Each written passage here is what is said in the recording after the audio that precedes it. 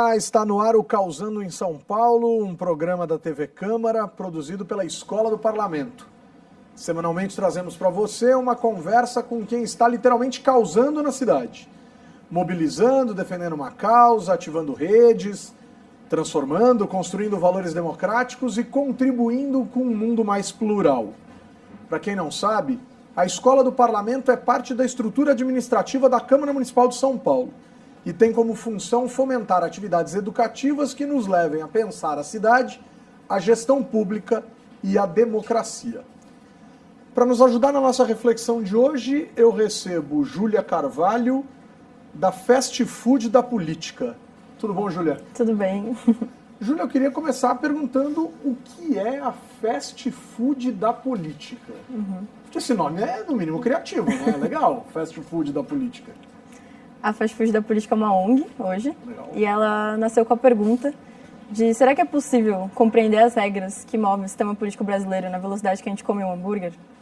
E a partir disso, a gente entendeu que era possível. A gente desenhou jogos para inserir eles no meio da manifestação, num cenário onde as pessoas estavam brigando, quase se batendo muitas vezes, e discutir essas regras de uma forma aprofundada e rápida. Agora, a sensação que fica por vezes para muitos é que esse hambúrguer é bem indigesto, né? Quer dizer, como é que é lidar com as adversidades relacionadas à forma negativa como as pessoas têm enxergado a política e se elas digerem bem esse hambúrguer, como tem sido essa reação?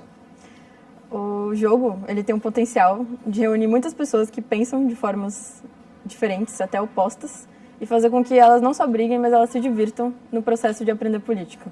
Então, se a gente estiver se divertindo enquanto a gente entende os vários códigos que moldam o sistema político brasileiro hoje, é muito mais fácil a gente conseguir compreender e, ao mesmo tempo, fazer com que eles sejam diferentes no futuro, de uma forma mais igualitária, talvez.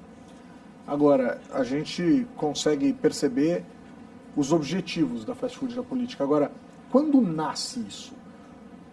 Quando que vocês tiveram essa ideia, como tiveram, e a partir de quando vocês conseguiram efetivamente fazer com que a coisa andasse?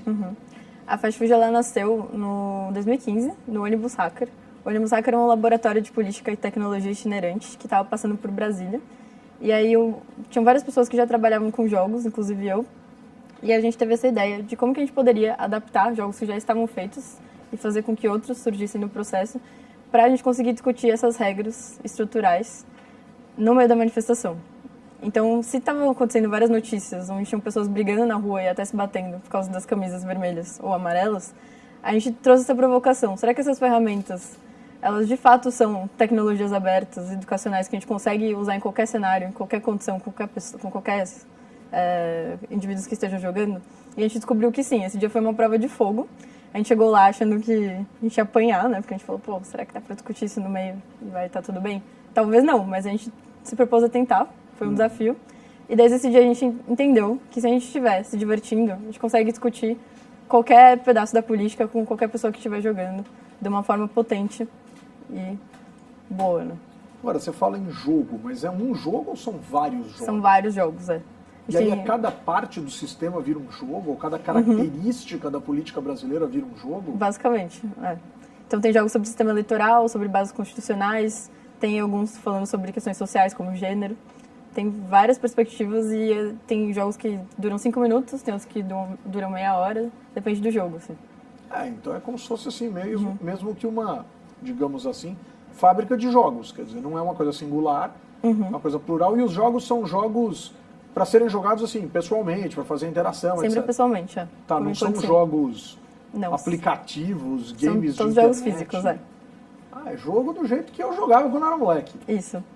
Então estou gostando desse negócio, porque aí eu vou ter mais facilidade de entender certamente como funciona toda essa lógica dos jogos. Agora, Julia, como é que existe uma técnica, ou existe uma ciência, ou existe algo que consiga, de maneira mais clara, converter alguma coisa em jogos? Como vocês costumam dizer, isso não é da minha época, mas enfim, esses verbos novos que surgem. Como é que se gamifica alguma coisa? Tem muitas formas de gamificar as coisas, mas um dos dispositivos que é muito válido, que a gente usa hoje na Fast Food, é pegar jogos que já são conhecidos, né? Então, que a pessoa naturalmente ela vai ali entrando numa mecânica que ela já conhece. Então, por exemplo, boliche, dominó. São coisas que, se a gente vê, a gente sabe como joga. Basquete, a gente sabe. A gente tem um basquete, que ele chama 3 esferas, e você tem várias bolinhas que são competências governamentais, e as cestas são as esferas de governo. Então, você tem a esfera municipal, a esfera estadual, a esfera federal. Você vai pegar as bolinhas, que são as competências, e jogar para descobrir quem é que cuida daquilo afinal, né? Vem escrito na bolinha uma determinada competência e você tem que mandar na cesta certa. Então, você pode ter lá ensino infantil, ensino médio, SUS, enfim, uma série de coisas que você vai jogando e descobre quem é que, de fato, é responsável por aquilo, né? E aí, nessa hora, né, que a gente fica, pô, o governo não funciona e tal, presidência é horrível. De fato, tudo é competência da presidência, será? Ou tem outras esferas que são responsáveis por outras coisas que a gente acha que não tá bom e a gente tá reclamando, né? Então, tem um pouco dessa perspectiva. Legal, quer dizer, tem uma perspectiva de ir descobrindo, provocando, etc. Como é que o jovem recebe isso? Senta para jogar numa boa, resiste, reclama, e onde vocês têm aplicado isso e sentido mais ou menos simpatia pelos jogos? Os jovens e os adultos e as crianças também jogam. Muitas famílias jogam juntas, a gente está colocando na rua, né? A gente já jogou na Paulista Aberta, a gente jogou com a Prefeitura de São Paulo, no edital Agente de Governo Aberto, que é um edital que ele tem a missão de disseminar várias tecnologias pelo território de São Paulo. Então, você tem oficina de programação, você tem oficina de como fazer fiscalização de orçamento georreferenciado, uma série de coisas. Você jogou aqui na Câmara Municipal? Joguei na Câmara Municipal, na Escola do Parlamento. Então, muitos lugares diferentes, desde movimentos sociais até ONGs, empresas, enfim, em lugares bem diversos. E a aderência, ela é sempre interessante, assim, porque as pessoas, quase que naturalmente, elas olham o jogo e falam, o que é isso? Daí a gente fala, nossa, vem aqui jogar, que eu te explico. Daí você vai jogando, vai aprendendo alguma coisa. Que legal. Agora, é mais uma coisa do tipo, quero ganhar e me divertir, ou é uma coisa mesmo de a pessoa começar a perceber que está descobrindo coisas novas ou desvendando coisas que ela não sabia, a despeito, por exemplo, de nível de escolaridade, coisas desse tipo? Sim. A gente pode testar aqui o jogo. Eu tô curioso, porque as pessoas, obviamente, estão nos assistindo e já viram que aqui do lado da Júlia tem 2 caixinhas. Eu, obviamente, só vou abrir as caixinhas depois do intervalo, né? E o intervalo não vai ser agora. Portanto, obviamente, a gente precisa, né, aguçar a curiosidade das pessoas que estão com a gente. Mas você não tem a dúvida de que essas caixinhas serão abertas e que a gente vai mostrar os jogos. Posso mostrar o nome do jogo? Pode mostrar o nome do jogo, olha que legal. Então, esse é o qual? Esse é o Cargos e Cargos. E é um jogo que a gente descobre um pouco sobre os 3 poderes e as 3 esferas. Quais são os cargos que compõem cada um e quais são as cargas dos 3 poderes. Esse é o Direitos e Silêncios. E ele fala sobre os direitos das mulheres brasileiras ao longo da história. Então, a gente descobre coisas que já foram conquistadas a partir de legislações brasileiras e outras que ainda não foram. Tem um molho nesse Direitos e Silêncios, né? Um molho? Meio que Hã? É um molho, né? É um molho especial. Um molho, entendi, um olho. Não, é um molho. Molho. Tem um molho aí, porque faz parte do fast food. Faz. Então, o molho é o seguinte, quando a gente começou a fazer oficinas por São Paulo, em territórios muito diferentes, a gente começou a entender que quando a gente falava em política, as pessoas tinham muita dificuldade de compreender sobre aquilo que a gente estava falando. A gente falava política, elas falavam corrupção. A gente falava política, elas falavam políticos. A gente falava política, ladrões. Então ficava nessa coisa, né, de como que a gente traz essa discussão das regras, de entender quais são as estruturas que estão por trás daquele sistema e depois discutir o restante. Mas a gente não estava conseguindo chegar nesse lugar, porque a gente estava sempre personalizando a discussão. Então, a gente resolveu usar o próprio hambúrguer para fazer uma analogia. Então, se a política fosse um hambúrguer, o que cada pedaço dele representaria? E aí a gente tem aqui, não vai dar para ver, mas, na verdade, o nosso logo é o Congresso. Então, tem o Senado, as 2 torres e a Câmara. E aí você junta, vira um hambúrguer. Porque tem o côncavo ali e o convexo, que seriam os 2 pães. E os gabinetes no meio. E aqueles gabinetes no meio, eles seriam um recheio e eles se juntariam e deitariam e formariam um hambúrguer. Exato. E aí os gabinetes que viram o recheio, eles representam a sociedade. Então são os partidos políticos, os movimentos, a religião, tudo aquilo que dá o sabor para aquele sanduíche que representa o nosso país. O pão de cima é aquilo que dá a estrutura específica e é a gestão pública. E o pão de baixo é a base, portanto são as regras. É aquilo que traz uma mecânica e determina todo o resto das coisas que existem em cima. E aí, a partir disso, existe um molho especial. O molho especial é aquilo que é transversal, que está em tudo. Então você coloca ele, você tira alguma parte, se você tentar morder, já tem aquele sabor. Você não consegue excluir as questões transversais, que são os marcadores sociais. Então, essa linha de jogos, que chama molho especial, tem a ver com gênero. E o gênero está em tudo na nossa sociedade, né? Então é um pouco dessa provocação. Olha que legal. Então tudo tem uma metáfora, tudo tem uma metáfora. Tudo vai levar a alguma reflexão. Isso. Júlia, vocês já tiveram experiências em que pessoas se encantaram tanto com os jogos que se transformaram, por exemplo, em voluntárias da causa, ou quisessem, por exemplo, comprar os jogos, não sei nem se é possível. É possível. Já compraram, tem muito vontade, sim. E aí essas pessoas aplicam e voltam para contar para vocês como foi? Voltam. Forma-se uma rede legal isso? Forma-se. Hoje a gente está tentando entender como é que a gente consolida essa rede, porque ela está muito esparsa, né? Como que a gente consegue o máximo possível fazer ela se alimentar também, né? E aí, mas é um processo, assim, tem vários momentos a gente, enfim, abre lá as redes sociais e vê um monte de gente aplicando, né, em outras cidades, aplicando em outros estados, é bem legal isso. E diz uma coisa, como é que são os educadores em relação a isso? Assim, por vezes os jovens podem se entusiasmar, mas os educadores de alguma maneira podem se desmotivar ou falar, não sei se é bem assim e tal. Como é que os educadores recebem o fast food, a fast food da política? Só ouvi coisas boas até hoje. Que legal. De como que eles podem... É isso, né? Tem disponível no site, se vocês entrarem, vocês conseguem baixar os manuais, baixar as facas gráficas. Vocês imprimem e podem fazer seu próprio jogo, porque é tudo Creative Commons. Ainda mais quando a gente está trabalhando com informações que são de interesse público, né? Não teria nem como... E aí a ideia é um pouco essa, que a gente jogue com eles e que depois eles façam os seus próprios. Hoje, para vender, a gente tem esses dois, o direito de silêncios e o cargas. Mas o plano é que os outros também estejam disponíveis no futuro para quem não quer fazer o jogo, né? Olha, mas também, se você não tem dinheiro, você pode muito bem baixar. Muito bom. E fazer o seu. Agora, vocês ficaram curiosos para jogar, né? Ou pelo menos para ver como é o material e tal. Então, beleza. A gente espera você logo mais. Vamos parar um pouquinho e vamos jogar. Valeu, pessoal.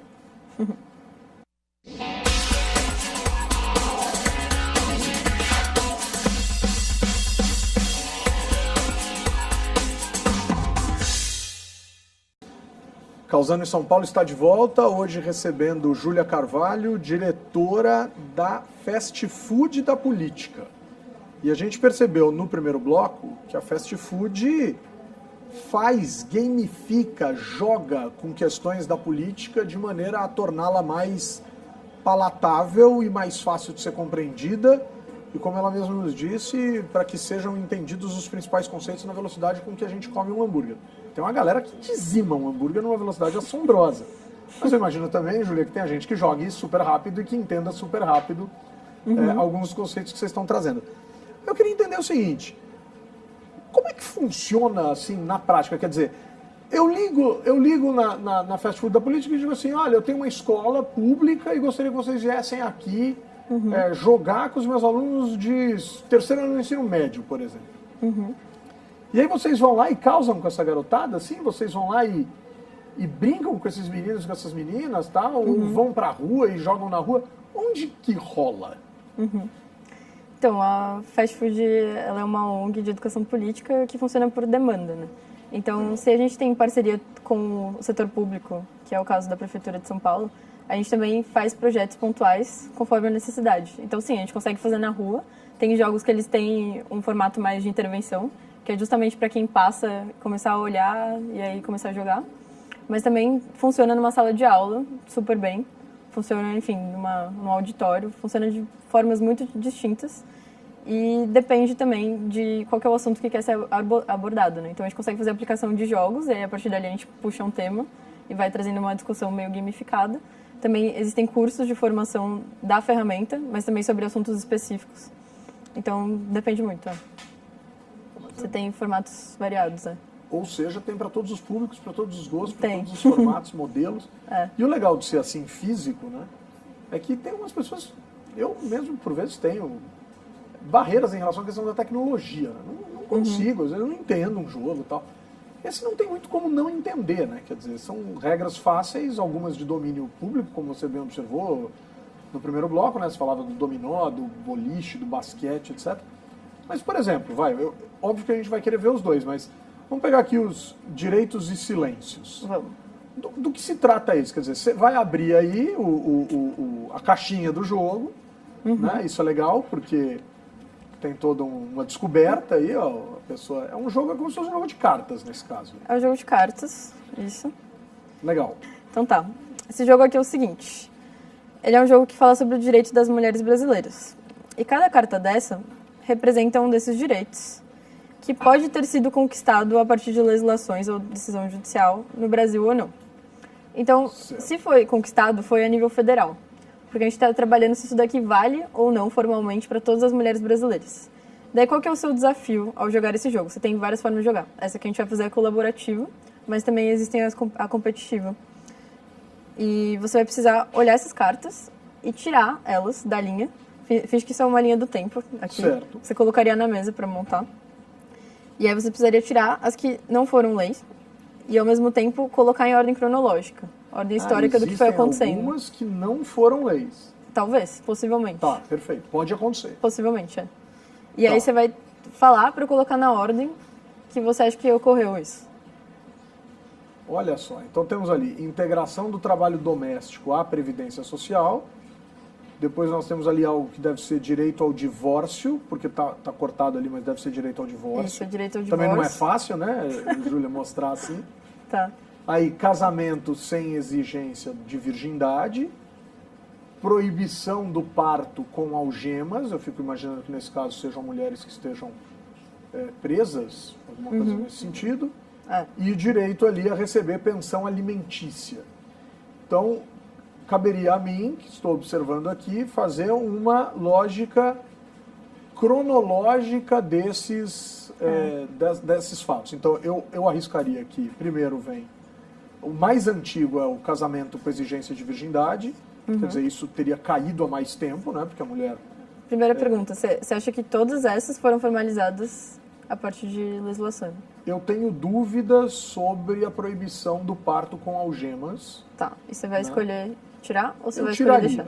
Eu tiraria até Então vamos tirar. para arriscar aqui. Eu arriscaria tirar. Tá bom, Né? vamos colocar aqui então. E aí eu colocaria que a mais antiga a conquista mais antiga é a mulher ter o direito de casar sem ser virgem, né? Ah, tá. Que é esse que está ali na sua mão direita. O direito ao divórcio e a pensão alimentícia vieram logo em seguida. E, por último, a integração do trabalho doméstico à previdência social. Vontade de espirrar. Errei tudo? Vamos ver. Tan, tan, tan, tan. Calma aí, vou ter que fazer Nossa, assim. tem um que é de 1603. 2002, 2002. casamento sem exigência de virgindade. Foi quando trocou o Código Civil, antes disso estava lá. Ah, então era só uma prática. Direito ao divórcio, 1977. Certo. Está pronto? Pensão alimentícia. 1603. 1603. E integração do trabalho doméstico remunerado à Previdência Social, 2013. Que é a lei do trabalho doméstico, do trabalhador doméstico, ou da trabalhadora doméstica. Enfim, eu acertei um, né, que é o mais recente. Mas isso é curioso, porque a gente sabe que é o mais recente. Porque esteve em efervescência, porque se falou, porque o Congresso Nacional se aproveitou da aprovação e apareceu bastante, nesse sentido, fazendo uma propaganda até um pouco exagerada, né, e personificada, mas pensão alimentícia de 1603, eu nunca imaginei. E aí eu tenho uma pergunta. Por que será que a pensão alimentícia veio tanto tempo antes, ordenações do reino Felipe I e Felipe II, quando o Brasil ainda era colônia de Portugal, em relação ao direito ao divórcio? Por que será que tanto tempo? Porque as pessoas presepavam fora do casamento, muito provavelmente tinham que... Ó, lê pra gente o que está escrito nessa carta, do direito ao divórcio. Direito ao divórcio. Antes, o casamento era indissolúvel. Por isso, a pensão alimentícia aparece muito antes. Só havia o desquite que rompia a sociedade conjugal, mas não dissolvia o casamento. E aí, por isso se pagava uma pensão, é isso? Por isso que a pensão é tão mais antiga. Então, em 1603, o Estado já estava preocupado qual que seria o destino daquelas mulheres e seus filhos ao serem desquitados. Olha Porém, o divórcio só foi um direito conquistado nos anos 70. 1977 no Brasil, o divórcio. Mas o mais curioso aqui é que eu sou de 1975. E sou filho de pais divorciados muito cedo. Né? Desde muito cedo meus pais se divorciaram. E eu tive escolas e meus pais perderam contato. E eu tive escolas no comecinho dos anos 80 que se recusaram a me aceitar, escolas privadas, que se recusaram a me aceitar porque meu pai não estava ali para assinar o documento de matrícula. Nossa. E é uma coisa muito maluca, né? Porque, em tese, qual que é o Super problema maluca. de só a mãe assinar a matrícula do seu filho numa escola ou qualquer outra pessoa que seja responsável pela criança? É legal como a gente avança nesse sentido agora. O que mais me impressiona é essa questão do casamento sem exigência de virgindade em 2002, por conta do Código Civil, ou seja, fica a sensação de que, para além da lei, os costumes foram acontecendo e, obviamente, ninguém foi, ou poucas pessoas devem ter ido à justiça nos anos 80, 90 e 2000 dizer, olha, puxa vida, eu quero anular meu casamento porque minha mulher não era virgem, né, ou coisas dessa natureza. Então, não tem muito como saber isso, né? A gente teria que pesquisar, talvez, porque pensando na perspectiva das cidades do interior, né? Se a gente é um país que é o quarto em casamento infantil do mundo... O Brasil é o quarto país em que mais mulheres com menos de 18 anos casam. Que meninas casam. Meninas casam. E é o primeiro da América Latina. Então, como que será que isso se dava nas cidades do interior? Né? Meu Deus. Olha que E assim, eu só posso interessante. imaginar, eu não tenho também esse dado, mas assim, qual será que era a jurisprudência disso, né? Em juízes que estavam lá, em cidades pequenas, não sei. Júlia, a gente usou 4 cartas e a carta que eu descartei... A carta que você proibição descartou, proibição do parto com algemas. 2016, decreto. Super nova. E 2017, lei. Olha que interessante, Então, olha que interessante. proibição da prática de algemar mulheres em cárcere durante o parto. Bem legal, hein? Bem interessante. Bem Uma conquista importante, claro. Mas Né? Merece, assustador. obviamente, todas as considerações e o respeito, obviamente. Mas uma legislação muito nova. Agora, Júlia, o legal aqui é que a gente usou 5 cartas. Usamos 5. Eu acho que eu Tem mais... devorei um belo hambúrguer aqui, Júlia. Porque estava gostoso. Porque é muito Tá bom. legal. Porque efetivamente a gente Tem vai vários outros. descobrindo, desvendando e coisas desse tipo. Agora, a gente está quase chegando no fim. Eu não queria deixar de mostrar Vamos... o cargos e cargas. Eu gostei porque ficou parecendo que é o masculino e o feminino, assim, sei lá, os cargos e as cargas. Cargos Mas e as cargas. são questões completamente diferentes, né? São. Então, Então, vamos lá. você tem A gente não mostrou, né? Ou mostrou? 3 poderes, a gente tinha mostrado no outro bloco.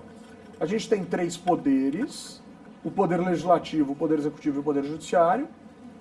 E depois vão ter outras 3 cartas parecidas com essa, que vão, ao invés de ir na horizontal, vão na vertical, para formar o que a gente chamaria de uma matriz 3x3. Isso. Então a gente teria aqui as 3 esferas de poder. Né? A União, os estados e os municípios. Isso. E aí mostra pra gente as cartinhas, a parte branca das peças.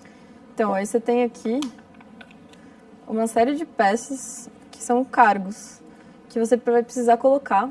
Olha que legal. Prefeitos, secretários de Estado, juízes estaduais.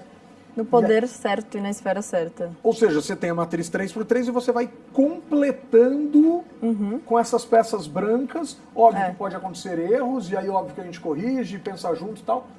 Você sabe que eu faço isso em sala de aula com os meus alunos usando cartolinas, né, coloridas espalhadas pelo chão. Ótimo. A galera bota uma fita crepe atrás e vai colando justamente nessa matriz. Mas esse jeito que vocês fizeram ficou super bonito, uma estética super bacana.